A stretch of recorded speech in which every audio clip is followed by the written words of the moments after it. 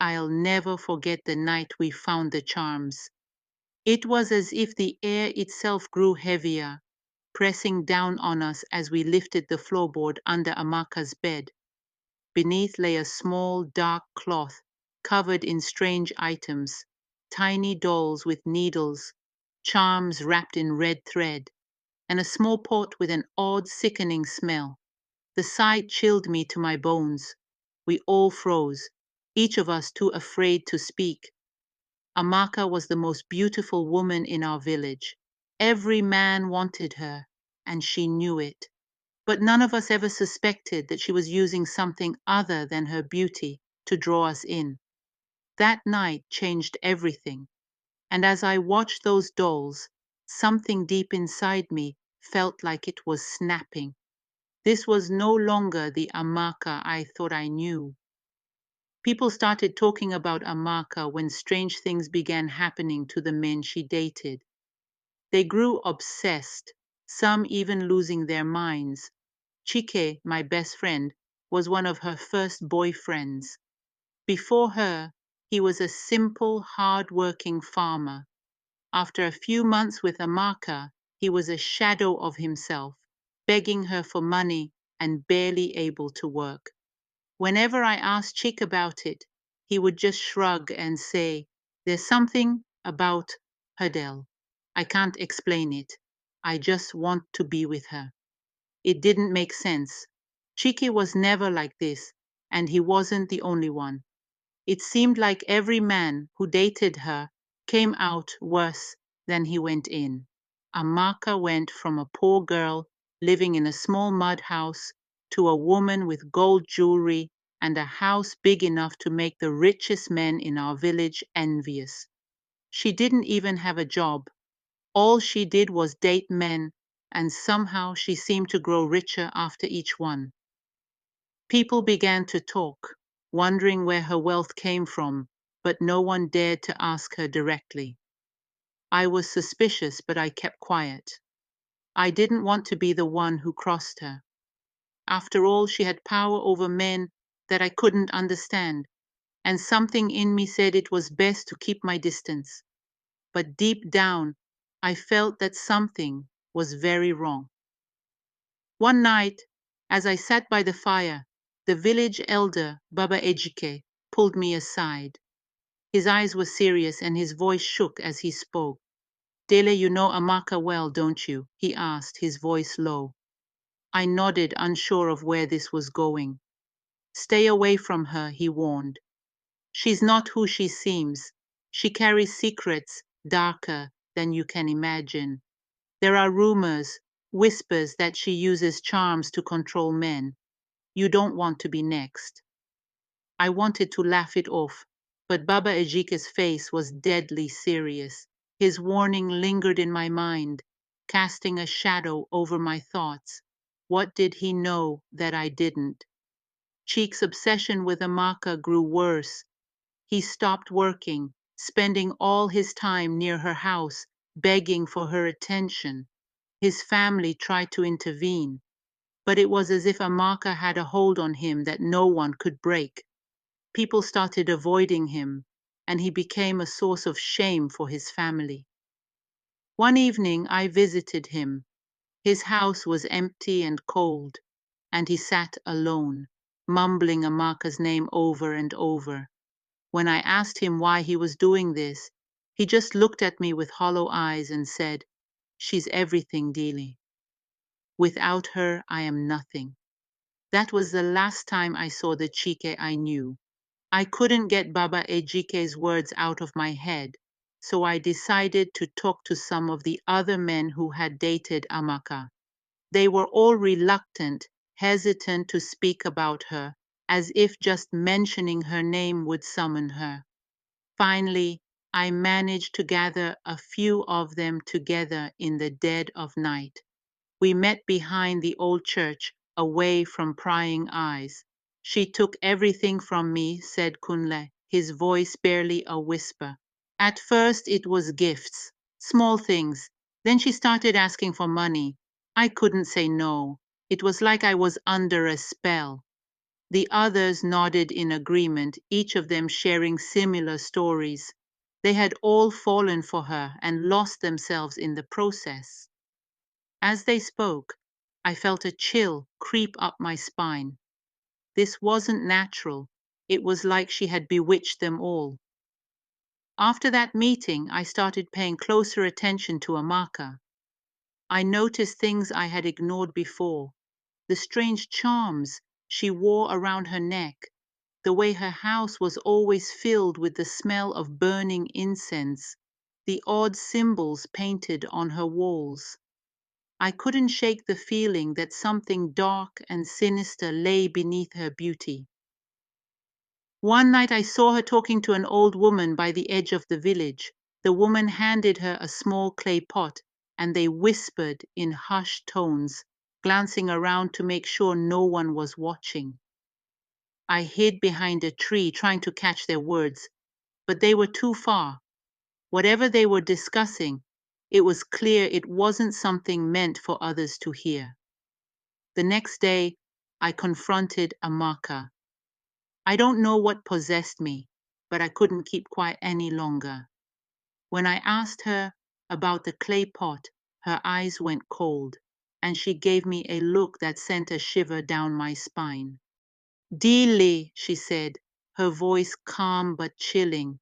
You shouldn't ask questions you're not prepared to know the answers to. She leaned closer, her voice dropping to a whisper. Curiosity can be dangerous. Don't you agree? I felt my heart pounding, and I realized that I might have crossed a line. I wanted to run, to get as far away from her as possible, but I was rooted to the spot. For the first time, I saw a darkness in her that I couldn't explain. This wasn't the Amaka I thought I knew. The following week, Kunle disappeared. No one knew where he had gone, and his family was frantic. They searched everywhere, but found no trace of him. People whispered that he had gone mad and wandered off, but some of us knew better. Baba Ejike gathered a few of us and told us to stay away from Amaka. Whatever she's involved in, it's dangerous, he warned. Kunle's disappearance is no coincidence. She's been using men, taking from them until they have nothing left. His words sent a chill through us. I wanted to believe it was all a misunderstanding, but the fear in Baba Ejike's eyes told me otherwise. Kunle's absence was a shadow over the village, and no one dared to confront Amaka. That night I had a strange dream. I saw Kunle standing by the river, calling out to me. His voice was weak, as if he were fading away. He kept saying, "She took it all, Dele. She took everything." I tried to reach him, but he vanished, leaving nothing but the sound of the river in my ears. When I woke up, I was drenched in sweat. I couldn't shake the feeling that Kunle was reaching out to me, warning me. The dream felt too real to ignore, and it only strengthened my resolve to find out what Amaka was hiding. But part of me was afraid, afraid that I might end up like Kunle if I got too close to the truth. I decided to visit Mama Ifeoma, the village healer. She was known for her wisdom and her connection to the spirits. When I told her about Amaka, her face grew grave. Amaka has been dabbling in things beyond her understanding, she said, her voice heavy. She's using charms to bind men to her, to drain them of their life and wealth. It's a dangerous path, and she will pay for it in the end. But until then, she's a threat to all who fall under her spell. Mama Ifeoma gave me a small charm, a protection token. Wear this, she said, pressing it into my hand. It will shield you from her influence. But be careful, Dele. Amaka's power is growing, and she won't stop until she has what she wants. Armed with the charm, I felt a new sense of courage. But I knew I couldn't do this alone. I went to talk to Chike's family, hoping they'd join me in confronting Amaka, but they were too afraid, warning me to let it go. and leave her be. Don't be a fool, Dele, his mother said. Amaka's not like us.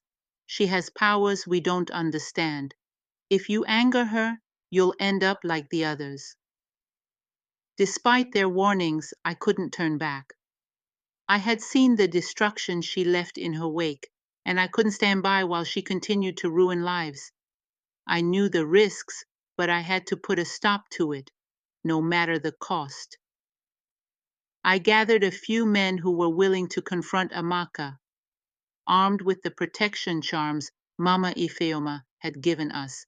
We went to her house at dusk. The air was thick with tension, and every step felt like a challenge to our courage. When we arrived, Amaka was sitting outside, her face calm and unreadable. She looked at us with a faint smile, as if she had been expecting us. "What do you want?" she asked, her voice smooth and controlled. "We know what you've been doing, Amaka," I said, my voice shaking but resolute. "The charms, the spells, everything. You've been using men, draining them of everything they have. It stops now." Amaka's smile widened, but her eyes remained cold. "You think you understand, Dele," she replied softly, "but you know nothing of power." Amaka's eyes seemed to darken as she looked at each of us. "You have no idea what you're meddling with," she said, her voice carrying an edge of malice. "If you value your lives, you will leave now and never speak of this again." Some of the men shifted uncomfortably, fear flickering in their eyes, but I stood my ground. "We're not afraid of you, Amaka. We know what you've done to Kunle, to Chike, and the others.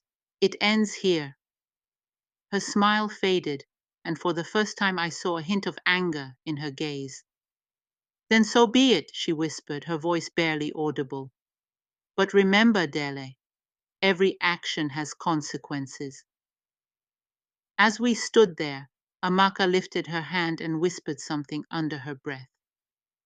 Suddenly, I felt a cold breeze pass through me, and a strange dizziness took hold. I gripped the charm Mama Ifeoma had given me, and the sensation faded, but I could see the fear on the faces of the others. "You're all weak," Amaka said, her voice dripping with contempt. "Without your charms, you're nothing. You're all mine." With that, she turned and walked back into her house, leaving us standing there, shaken and uncertain. We had confronted her, but somehow it felt like she was still in control.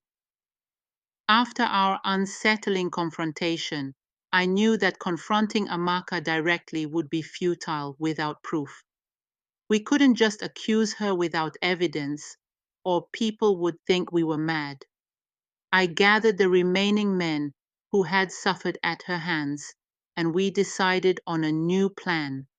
We would gather proof of her dark practices and show the entire village what she truly was. It wasn't easy.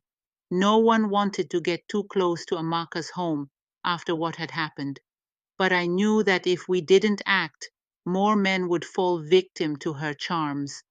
We planned to return to her house under the cover of night, hoping to find something, anything, that could reveal her secrets. We waited until midnight, the village silent and still. Armed with our protection charms, we crept toward Amaka's house, our hearts pounding in the quiet. The air felt thick with tension, every rustle of the trees making us jump. When we reached her house, we found an open window at the back, and carefully we climbed inside. Inside, the smell of incense was strong, mixed with something rotten. We searched quickly, careful not to make a sound. Then, in her bedroom, we found it, the loose floorboard under her bed. Lifting it, we discovered a hidden compartment filled with charms, dolls, and strange twisted objects wrapped in red cloth. I took a deep breath, feeling a mixture of horror and triumph. We had our proof. The small dolls under the bed were the most disturbing part of the collection. Each doll had a small piece of cloth attached to it, with names stitched in thread, names of the men she had bewitched. My stomach turned when I saw Chike's name, along with the names of other men who had suffered under her spell. These weren't just toys, they were bound to these men, keeping them trapped under her influence. It was clear now that Amaka wasn't just using charms to attract men. She was using their very essence to drain them, taking their wealth and energy as her own. I realized, with a sickening feeling, that she had no intention of stopping.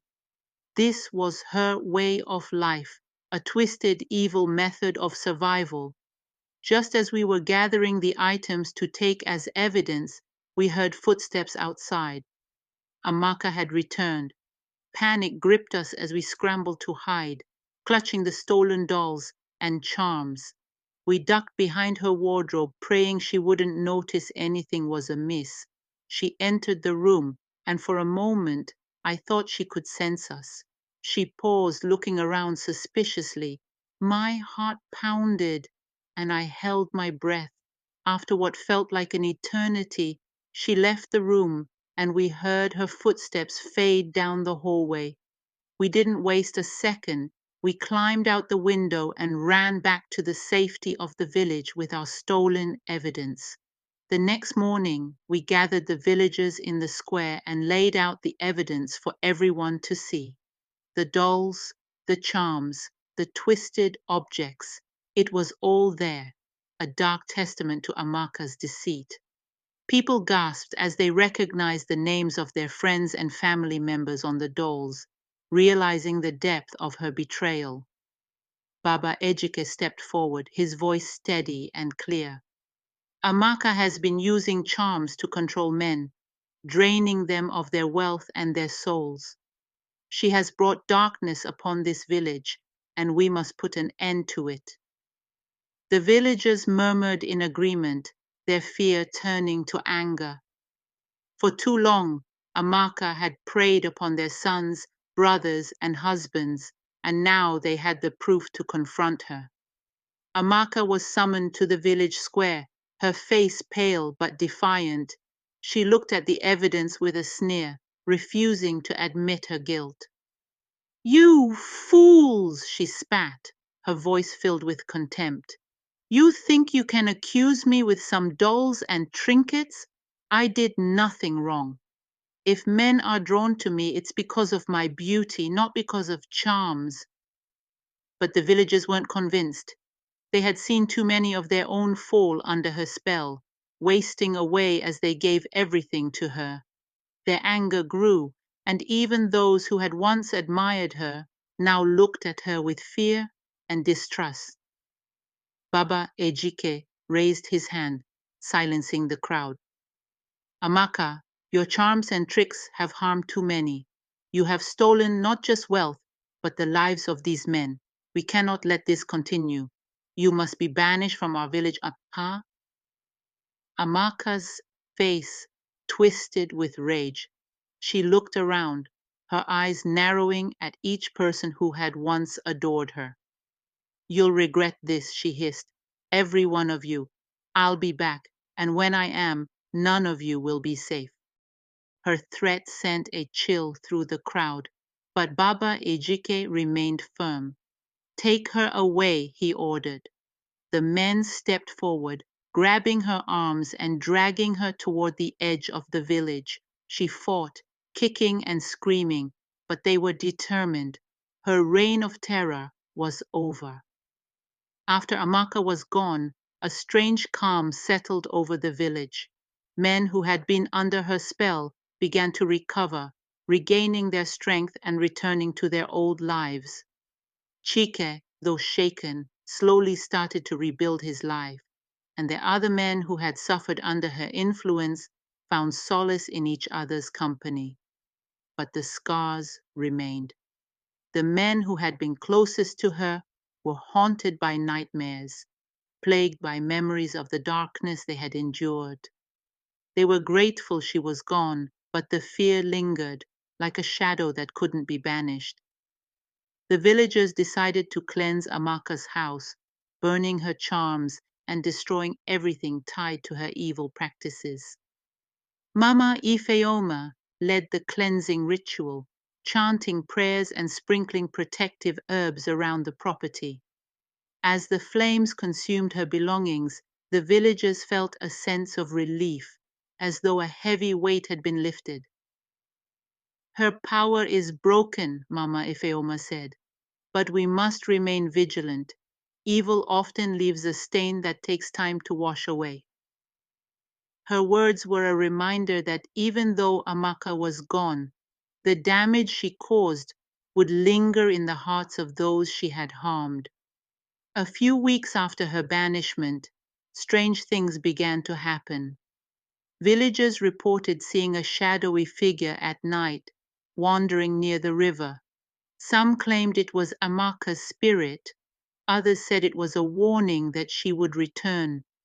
Children spoke of hearing whispers in the wind, and livestock began to fall ill without explanation. Fear spread through the village once more, and people began to wonder if Amaka had truly been banished, or if her spirit lingered, seeking revenge on those who had wronged her. Chike was among the most affected.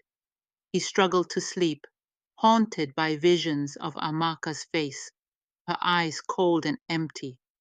He grew paranoid, convinced she was watching him, waiting to strike. No matter how many times people reassured him that she was gone, he couldn't shake the fear that she would come back. He visited Mama Ifeoma, begging for protection. She gave him another charm, stronger than the first, and told him to pray for peace. But even with the charm, Chike felt no relief. The fear clung to him, an ever-present reminder of the nightmare he had survived. One night, Chike couldn't take it anymore. He went to the river, calling out to the shadows, "Amaka, if you're still here, show yourself." His voice echoed in the darkness, and for a moment there was only silence. Then a shadow appeared, taking form. It was her, Amaka, or something that looked like her. She stood by the river, her face pale and her eyes empty. "You banished me, Chike," she whispered, "but I will never truly leave." Chike froze, fear consuming him. But instead of running, he held up the charm Mama Ifeoma had given him and shouted, "You have no power here anymore, Amaka. Leave us alone." The figure of Amaka began to flicker, her form dissolving into the night. She let out a piercing scream that echoed through the trees, filling the air with a cold, unnatural wind.